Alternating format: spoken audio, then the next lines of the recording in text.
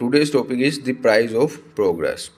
In a small town nestled between rolling hills and dense forests, the local government office was a place of both hope and frustration. For years, it had been the same story. People came seeking help. Some officials were kind and efficient, while others seemed to be thrive on delays and excuses. It was an open secret that sometimes a little gift could speed things along. This was the way of the world, a dance as old as time itself.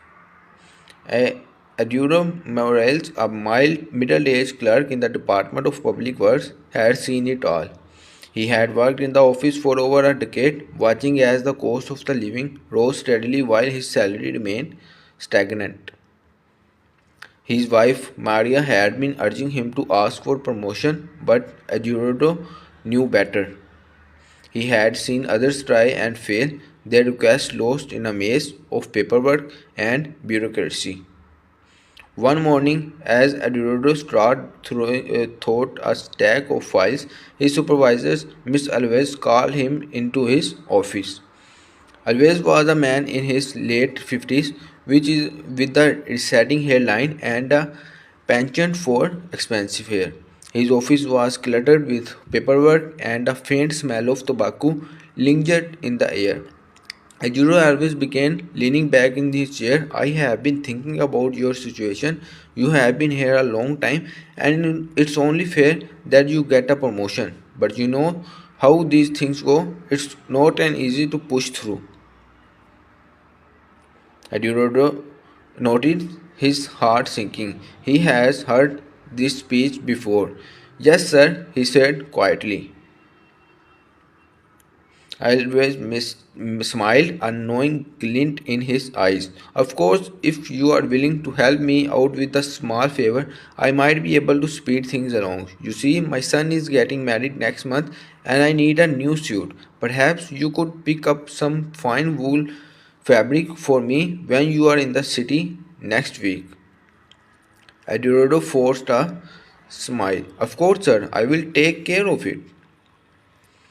The following week, Eduardo traveled to the city to finalize his promotion paperwork. He carried with him a small envelope containing the money he had saved for the wool fabric. The city was a stark contrast for the quiet town, bustling streets, towering buildings, and a sense of urgency that made him uneasy. At the Department of Public Works Central Office, Eduardo was directed to a young clerk named Sophia. She was polite but distant, but her eyes scanning his documents with little interest. I'm sorry, Mr. Morales, she said, not looking up, but your file seems to be incomplete. You will need to fill up our Form D45 and submit it to the records office on the third floor. Eduardo sighed. He had been through this before. Is there any way to expedite the process? He asked, sliding a folded bill across the desk. Sophia glanced at the money, then at Eduardo. Her expression softened. Let me see that I can do, she said, tucking the bill into her pocket. Hours turned into days, and Eduardo navigated the labyrinth of offices and paperwork. Each step required a little encouragement, and by the end of the week, his savings were nearly depleted. But finally, his promotion was approved. When Eduardo returned home, he was exhausted but relieved. He handed the wool fabric to Alvaz, who smiled and clapped him on the wall. Good man, Eduardo, I knew I could count on you. That evening, as Eduardo sat with his family, he couldn't shake the feelings of unease. He had gotten what he wanted, but at what cost? This system was broken, and he had played his part in keeping it that way. As the rain began to fall outside, Eduardo looked at his children, their faces filled with hope and innocence.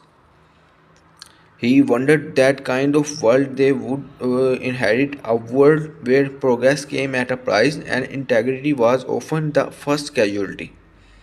The story mirrors that the themes of bureaucracy, corruption, and personal struggle while maintaining a similar tone and structure to the original.